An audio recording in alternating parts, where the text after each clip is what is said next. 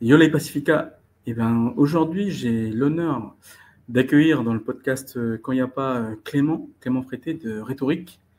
Comment tu vas, Clément? Ça va super, merci pour l'invitation, Robert. Je crois que j'aurais dû te dire Malote Maoli, c'est ça? Effectivement, même Malo Sekataki, puisque c'est l'après-midi ici. Mais ça y est, mais t'es bien acclimaté, dis donc. Ok, donc, Clément, je crois que ça fait à peu près un an, c'est ça, depuis notre premier podcast qu'on C'est avait ça, tourné effectivement. au centre culturel Chibaou, ici en Nouvelle-Calédonie. Et donc, avant de commencer l'interview, le podcast, si tu devais te présenter en quelques mots rapidement, comment tu te présenterais? Euh, Clément Frété, 32 ans, bientôt, le 29 mars. Entrepreneur, coach en art oratoire et consultant en communication. Voilà, si je peux. Et bien sûr, Pacifica, puisque c'est la thématique du jour, originaire de Nouvelle-Calédonie. Voilà. Ok, super. Bah écoute, tu m'avais dit que tu partais donc une semaine sur Wallis, et donc je voulais profiter effectivement de ton déplacement sur Wallis pour te poser quelques questions, puis pour enregistrer ce podcast. Donc ce podcast, il a pour but en fait de mettre en avant des entrepreneurs, des pacificas, des gens qui font des choses ici dans la région. Et toi, tu fais partie de ces gens qui se bougent et qui font pas que utiliser la parole, mais qui allient l'acte à la parole. Et donc c'est pour ça que du coup, je voulais avoir un petit peu ton sentiment. Mettons que physiquement, ben, tu es sorti du giron calédonien, tu es allé sur Wallis et Futuna. Tu étais déjà allé sur Wallis avant? Non, Ou c'est ta première fois? c'est ma première fois, effectivement. Oui. Ok. Et du coup, tes premières impressions depuis ton arrivée sur place? Ben, je vais être franc avec toi, très, très surpris par l'accueil, parce que l'accueil a été très chaleureux. Vraiment, j'ai été vraiment très bien accueilli, ne serait-ce que le projet que je représente en tant que rhétorique, puisque c'est mon entreprise, rhétorique. Euh, le projet a été très bien accueilli. Il faut savoir que avant de vouloir faire des démarches administratives, j'ai emprunté le chemin coutumier pour pouvoir justement avoir l'approbation des dignitaires locaux, notamment des dignitaires coutumiers sur mon projet. Je leur ai exposé pendant 1h30 mon projet. Et suite à ça, ils ont bien compris ce que je voulais faire et surtout pouvoir en fait être approuvé. C'était important pour moi avant de commencer les démarches administratives et pouvoir rencontrer du monde. Voilà. Ok. Peut-être avant de rentrer dans le détail, pour ceux qui ne te connaîtraient pas, ou pour un peu te situer dans le paysage, aujourd'hui, donc tu es sur Wallis, mais tu as démarré en fait en tant qu'entrepreneur en Nouvelle-Calédonie. Déjà, pourquoi avoir voulu aller sur Wallis? Quel était le projet derrière? Et puis, où est-ce que tu en es aujourd'hui un petit peu dans le périple entrepreneurial? Bah, déjà, quand j'ai commencé il y a 2 ans, donc le 17 janvier 2023, s'est posé la question de ma visibilité. Euh, Comment est-ce que je peux en fait faire connaître mon travail, même comment en vivre de ce travail-là, c'est-à-dire accompagner les gens dans l'amélioration de leur expression verbale, non verbale et paraverbale. Et c'est vrai que maintenant, ça fait 2 ans que je travaille sur la Nouvelle-Calédonie, que j'ai accompagné plus de 200 personnes sur l'ensemble du territoire. Et je me suis dit qu'en fait, bah, ça y est, j'avais acquis une certaine notoriété et que je pouvais maintenant passer à l'objectif suivant, c'est-à-dire m'étendre dans le Pacifique, puisqu'il faut savoir que la problématique de la communication, c'est-à-dire de l'expression orale, l'oralité, c'est une problématique insulaire, océanienne, qui touche toutes nos îles, que ce soit la Nouvelle-Calédonie, Wallis et Futuna, la Polynésie française. Et moi, l'objectif, ça fait déjà plus d'1 an que j'ai cet objectif de venir sur Wallis et Futuna. Mais c'est vraiment, lorsque j'ai été invité, pour ceux qui le savent et pour ceux qui me suivent, au Forum de la jeunesse francophone sur Hanoï septembre 2024, et que j'ai eu l'occasion de rencontrer en fait la délégation wallisienne et futunienne qui était venue pour cette occasion-là. Lorsqu'ils ont su quel était mon métier, lorsqu'ils ont su ce que je faisais réellement et qu'ils ont regardé un petit peu sur Internet les différents réseaux, les différentes vidéos que je postais, ils ont très vite compris que je pouvais répondre à un besoin. Et ce besoin, c'était de pouvoir accompagner en fait euh, la jeunesse, mais pas que, c'est-à-dire les porteurs de projets, euh, les administratifs, les enseignants, mais bien d'autres personnes dans bien d'autres domaines, pour pouvoir libérer la parole, mais surtout améliorer la transmission des messages, la transmission des valeurs, et surtout faire un lien, parce que moi aussi, c'est une chose auquel je tiens, pouvoir faire un lien intergénérationnel, c'est-à-dire entre l'oralité et les coutumes de nos anciens avec les générations, notre génération et les générations à venir. Et justement, tu fais bien, enfin, tu parles d'oralité parce que c'était une question que je voulais te poser. Dans le Pacifique, voilà, comme tu le dis, la culture orale, elle a toujours été centrale. Est-ce que tu ressens ça particulièrement à Wallis? Bien sûr, bien sûr. Il faut savoir qu'ici, on est sur une île qui est où la coutume a une forte empreinte et où l'oralité, c'est-à-dire les formules de politesse, euh, retracer par exemple la généalogie lorsqu'on se présente, mais aussi pouvoir en fait ne serait-ce que défendre un projet, notamment des projets sur le foncier ou des projets liés à l'agriculture. En fait, c'est déjà des choses qui sont intégrées dans la culture locale, euh, en langue locale, bien sûr, en famille ouverte. Et en fait, pouvoir accompagner ces personnes-là, pour moi, ça me semblait naturel, puisque l'art oratoire, il faut le savoir, est une compétence transversale qui s'adapte non pas seulement au français, mais à toutes les langues, en réalité. C'est pour ça qu'on dit que c'est une compétence transversale. Et les outils que l'on peut apprendre dans les formations que je propose s'adaptent parfaitement à toutes les langues locales et internationales.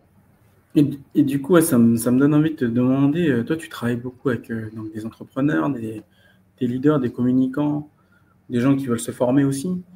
Et qu'est-ce que tu observes de particulier sur la manière de s'exprimer, du coup, d'essayer d'influencer les autres dans leur communication? Il y a de grosses lacunes à ce niveau-là. Je ne vais pas te mentir, hein. Lorsqu'on est face à certains élus, certains décideurs, que ce soit sur le plan politique ou institutionnel de manière générale, il y a une problématique d'impact et d'efficacité. Pourquoi je te parle d'impact et d'efficacité? Puisqu'en fait, je te parle ici du message. Lorsque le message n'est pas impactant, on ne peut pas toucher les gens. Et quand je te parle d'efficacité, je te parle en fait de messages qui sont beaucoup trop longs en termes de temps. Alors, c'est des paroles qui sont longues, qui sont pas préparées. En fait, c'est un manque de préparation surtout. C'est bien un manque de préparation. Mais il faut pouvoir en fait pallier euh, ces défauts-là en proposant en fait une préparation qui correspond aux besoins. Ça passe notamment par la respiration, par le choix des mots, par aussi, je dirais, une bonne modulation. Quand est-ce que je monte la voix, je baisse la voix, quand est-ce que j'accélère le rythme ou pas. Et c'est vrai que en termes justement d'impact du message, on est très loin. Bien sûr, on est encore très loin euh, des codes européens, par exemple, où l'art oratoire est inclus dans beaucoup d'enseignements. Mais quand même, on a une force, et c'est ce que je te disais tout à l'heure, c'est que l'oralité de base, c'est déjà quelque chose qu'on a dans nos cultures et qui est enseigné aux plus jeunes, dès le plus jeune âge, en langue locale. Voilà. Mais tu vois, c'est voilà, justement, je voulais rebondir là-dessus parce que moi, je trouve paradoxal parce que beaucoup de pacificas sont à l'aise pour des discours coutumiers, mais Mhm. ils ont du mal à se vendre, notamment quand il s'agit de business. Pourquoi, selon toi? Il y a une part aussi bah, tu le sais très bien, comme moi, aujourd'hui, dans notre culture, dans nos coutumes, on met beaucoup en avant le respect et l'humilité, qui rentrent en contradiction avec le fait de se mettre en avant. Mhm. Et ça, c'est perçu beaucoup comme de l'orgueil, comme de l'arrogance. Alors qu'en réalité, ça c'est ce que j'enseigne à mes clients et aux gens que j'accompagne, ça s'appelle non pas de l'arrogance, mais tout simplement de l'audace. Il faut pouvoir en fait utiliser sa parole, ben, c'est sûr, dans le cadre culturel, mais si on est entrepreneur, tout simplement pour se vendre, pour vendre son produit, pour vendre son projet. Et en réalité, lorsque l'on mise sur sa marque personnelle, en anglais, ben, tu sais très bien, ça s'appelle le personal branding. Lorsqu'on mise sur sa marque personnelle, on est obligé de se valoriser. On est obligé de mettre un éclairage sur notre personnalité. Et c'est là où le bas blesse, c'est-à-dire que on a peur d'affronter le regard des nôtres. On a peur d'entendre des critiques du style oui, je ne respecte pas la coutume, je manque d'humilité, oui, je suis arrogant. Euh, et c'est là qu'il faut pouvoir redonner confiance aux gens en leur disant ça n'est pas de l'arrogance, ça s'appelle de l'audace. Il faut pouvoir en fait mettre en action son projet pour rallier en fait tous ceux qui ne croient pas en nous. Et Mm. plus il y a de personnes qui vont être audacieuses, moins il y a de personnes qui croiront qu'elles sont arrogantes. Et toi, tu penses que ça, c'est un frein plus ou moins important, cette peur en fait du regard des autres et puis de se faire taxer d'arrogant, comme tu dis là. Je pense que ça freine beaucoup de gens. Ah ben, moi, je vais te prendre un exemple très concret. Lorsque j'ai commencé avec mon entreprise rhétorique au tout début, les commentaires que je me prenais et les messages qu'on m'envoyait, c'était des messages très, très violents dans le sens où bah, que je ne respectais pas la coutume, que je faisais le malin, que j'étais arrogant et que en réalité, j'étais pas un vrai Kanak. Je n'étais pas un vrai Mm. Mélanésien. Euh, parce que justement, je me mettais en avant par des posts, par des photos. Euh, mais concrètement, si tu t'arrêtes dessus, si tu t'arrêtes sur ça, en réalité, tu ne fais rien. Et c'est pour ça que je pense aujourd'hui, hein, même si c'est une petite libération, parce qu'il faut savoir que notre jeunesse, elle est quand même connectée. Elle voit ce qui Mm. se fait à l'extérieur. Et elle a envie de faire pareil. Mais la peur du jugement, bien sûr, reste le frein principal cet avancement sur ces projets qui n'avancent pas, justement. Et qu'est-ce que tu dirais du coup à un jeune ou une jeune, là, ou, enfin une personne qui a peur de se lancer à cause de cette peur du jugement? Bah, tout simplement d'être authentique. Est-ce qu'elle veut jouer un rôle toute sa vie, c'est-à-dire faire plaisir aux autres toute sa vie, ou être elle-même, être authentique et pouvoir défendre et faire ce qu'elle aime. Mm. C'est ça la question. C'est-à-dire qu'en termes d'introspection, en termes d'analyse de soi-même, est-ce qu'on a envie de vivre la vie des autres ou de vivre sa propre vie? Et c'est Mm. ça le truc, c'est que beaucoup aujourd'hui vivent au travers des livres, vivent au travers des réseaux sociaux, des vidéos que l'on regarde, mais ça c'est la vie des autres, c'est la vie qu'on vit par procuration. Mais en fait aujourd'hui il faut pouvoir être authentique, être soi-même et pouvoir tout simplement faire ce qu'on aime avec respect, toujours en gardant cette forme d'humilité, notamment sur les réussites, mais pouvoir en fait ne plus dépendre, je dirais, du jugement des autres. C'est certes un frein à passer, mais une fois qu'on est lancé, il y a d'autres épreuves. Tu le sais comme moi. Donc, Mm. une fois qu'on a passé la peur du jugement, ça c'est une grosse barrière. Mais après, il y aura toujours des difficultés. Le tout, c'est d'être concentré sur les objectifs. Mais c'est clair. Ouais, tu vois, en fait, ouais, tu le sais, le sujet qui m'intéresse particulièrement, enfin, les sujets, c'est les sujets de développement, de marketing et de croissance. Et bah, du coup, en fait, je voulais aussi faire ce podcast avec toi, profiter que tu sois sur Wallis pour le faire notamment, pour te demander, en fait, le fait d'avoir fait ce pas-là. Tu vois, on avait eu la discussion avant que tu partes, où tu hésitais encore. Qu'est-ce que ça t'apporte maintenant que tu y es? Est-ce que tu regrettes déjà d'avoir fait cet investissement? Parce que c'est un pari aussi de quitter le pays, et même si c'est pour une période limitée. Qu'est-ce que ça t'a apporté et comment tu vois les choses maintenant, maintenant que tu es dedans, quoi. Maintenant que tu es là-bas, tu es ailleurs. Bon, même si je sais que voilà, tu as déjà été à l'étranger pour ton travail avant, là c'est un peu différent. Il me semble que tu es parti pour implanter même une antenne là-bas, tu l'as fait, je crois, aujourd'hui. Est-ce que tu peux nous en parler un peu? Oui, alors bah, comme j'en parlais au début, l'objectif de venir sur Wallis et Futuna, sur Wallis, c'était de pouvoir en fait créer. une antenne de mon entreprise qui s'appelle Rhétorique. Comme je te l'ai dit tout à l'heure, j'ai d'abord choisi le chemin coutumier pour être approuvé, pour approuver mon entreprise. C'est chose faite. Donc maintenant, il faut pouvoir enclencher les démarches. Je l'ai fait aussi hier, pour pouvoir implanter l'entreprise ici administrativement. Et ce qui me reste à faire, et ce que j'ai commencé ce matin, c'est pouvoir maintenant rencontrer les acteurs locaux, que ce soit les associations, les administrations et les particuliers, pour pouvoir en fait tout simplement me présenter, montrer mon visage, dire bonjour, serrer des mains, pouvoir exposer mon projet.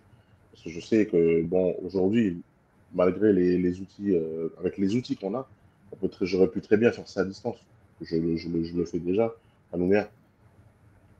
Mais ça ne remplacera pas, et ça tu l'as dit très bien pour te faire une petite dédicace à la radio hier, ça ne remplacera pas les relations humaines. Ça ne remplacera pas le côté social, le fait de se connecter à l'autre par les émotions, par le regard, par la culture, par ce qui nous ressemble en réalité. Et c'est pour ça en fait que cette démarche que j'ai faite sur Wallis, certes, c'était un pari, euh, mais je crois qu'aujourd'hui, franchement, je ne regrette pas du tout d'être là. C'est vraiment un vrai plaisir d'être là depuis lundi. Ça fait maintenant voilà, 3-4 jours que je suis ici. Et c'est un réel plaisir puisque je vois sur le visage des gens que le fait que j'ai fait le déplacement, c'est pas n'importe quoi. Et ils le prennent Mm. au sérieux justement parce que j'ai fait le déplacement. Les Donc, gens le valorisent. Mm. voilà, les gens valorisent. Et tu sais, les Océaniens, aujourd'hui, privilégient encore, malgré les technologies, privilégient encore le présentiel.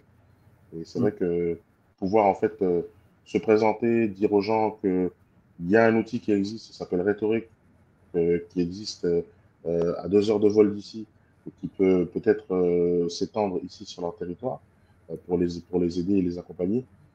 Tout de suite on voit l'intérêt dans leur regard et tout de suite on voit dans leurs yeux les projets qui pourraient se faire et les envies qui en découlent, bien sûr. Ok, bah, du coup, allons-y concrètement. Les premiers retours, donc tu as eu un très bon accueil de ce que je comprends C'est des ça. Wallisiens. Qu'est-ce que tu vois comme perspective du coup de collaboration avec nos amis Wallisiens Pacifica, parce qu'on est tous Pacifica? Alors, pour ne rien te cacher, ce matin, j'ai eu une très bonne discussion avec la MIJ, la mission d'insertion de la jeunesse, ici sur Wallis, où des missions, notamment de préparation euh, à la jeunesse qui part sur la France métropolitaine, euh, on a discuté de ça, donc c'était une proposition qui a été faite. Pouvoir aussi accompagner toutes les personnes qui souhaitent passer des entretiens d'embauche, des concours, notamment le concours de la DGFiP, donc la Direction Générale des Finances Publiques, euh, concours que je prépare, que j'aide déjà la préparation sur Nouméa, Mhm. mais qui pourra se faire aussi sur Wallis. Et puis, en fait, aussi, tout simplement, accompagner en fait toutes les personnes qui ont des projets, donc les porteurs de projets. Le volet entrepreneurial, tu sais que c'est un volet qui me tient à cœur, puisque on sait tous que dans nos îles, l'entrepreneuriat crée de la richesse, crée de la valeur. Et c'était aussi important pour moi que je leur dise que j'étais capable d'accompagner les porteurs de projets.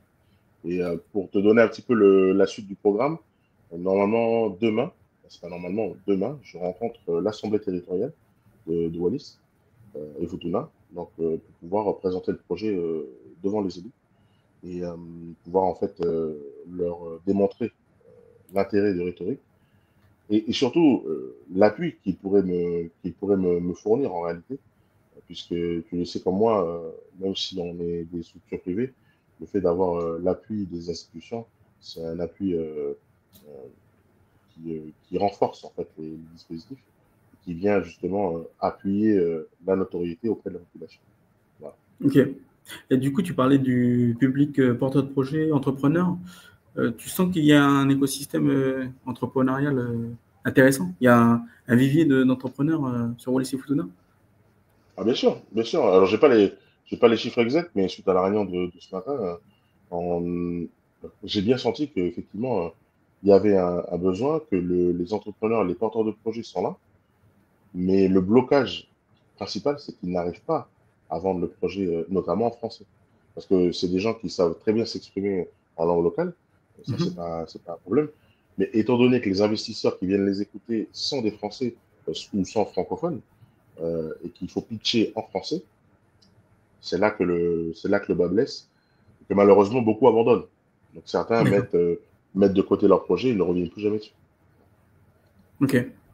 Ok, c'est intéressant. Et du coup, au-delà de peut-être de la langue, est-ce que tu vois si tu avais un conseil à donner à ces entrepreneurs wallisiens, du coup, wallisiens et futuniens, parce que c'est le archipel, pour améliorer en fait leur vente ou leur développement, ce serait quoi? En utilisant l'art oratoire notamment. Bah, tu sais, moi, je crois, personnellement, d'une part, il y a une première chose, c'est qu'il faut de l'engagement.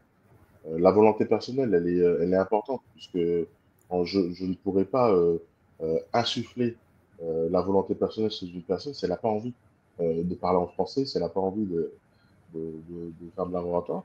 Mais dès lors qu'elle est engagée, le secret, c'est la préparation, tout simplement.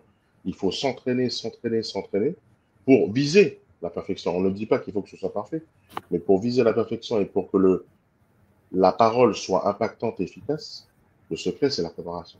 Et c'est en cela que les coachings sont nécessaires. C'est-à-dire que moi, j'accompagne durant ce processus de préparation pour que justement, lorsque le pitch ou le projet sera présenté, ce soit fluide, ce soit impactant, ce soit efficace. Parce que tu le sais comme moi, les prises de parole courtes sont les meilleures, mais comment est-ce qu'on peut être impactant dans un temps très court? Et ça, c'est l'art du pitch. Et lorsqu'on est porteur de projet, il faut savoir justement maîtriser cet art. Ok. Bah écoute, c'est pas mal, hein. Franchement, j'ai l'impression que tu t'éclates à Wallis. T'oublies pas de revenir en tout cas. Mais ouais, peut-être pour finir, pour conclure ce podcast, comment on fait pour bosser avec toi concrètement? Euh, Comment ça se passe? Si j'ai Alors, envie de coacher ou de suivi par rhétorique. j'ai comment dirais-je, plusieurs packages que je propose, que ce soit un package découverte, un package pour les professionnels, mais aussi pour les administratifs, enfin, les institutionnels, ceux qui sont décideurs et tout. Mais il y a aussi le volet sur mesure. Ça, c'est quelque chose que je propose souvent. Donc, l'accompagnement sur mesure, où là, je passe du temps avec les personnes à écouter leurs besoins. Parfois même, je partage leur quotidien pour comprendre un petit peu quels sont les blocages, quels sont les points de difficulté. Et à partir de là, ben, j'établis un plan de coaching avec un nombre d'heures précis où je pourrais les accompagner pour améliorer Ouais, c'est du à la carte, quoi, du sur-mesure. Exactement. C'est principalement ce que je vends. Alors, bien sûr, je tends à proposer des formations plus ciblées, plus cadrées, mais pour l'instant, ce qui marche et ce qui marche depuis 2 ans maintenant avec les plus de 200 personnes que j'ai accompagnées, c'est vraiment le sur-mesure. Ok, cool. Bah écoute Clément, je te remercie pour toutes ces idées. J'espère que vous avez pris plaisir à écouter ce petit podcast. Et puis, ben voilà, pour ceux qui sont intéressés d'améliorer leur prise de parole et d'apprendre à mieux convaincre, ben, je vous invite à suivre tes réseaux, donc les réseaux de Clément, Rhétorique. Et, euh, et du coup, vous verrez qu'il y a pas mal de contenu. Moi-même, hein, j'en ai pas mal utilisé des trucs et astuces que tu as proposés, notamment sur ta chaîne TikTok, pour améliorer Super. sa prise de parole, sa diction. Moi, je sais que je suis pas très à l'aise sur la diction, la prise de parole, enfin la prononciation des fois des mots, j'ai tendance à les mâcher. Donc, thank you, Coach Clem. Et puis, merci d'inspirer voilà, les Pacificas en prenant les devants, en s'engageant, comme tu as dit, et puis en repoussant toujours les limites. Donc voilà, je vous invite à partager, liker cette vidéo et à vous abonner à ma chaîne YouTube. Tchuss!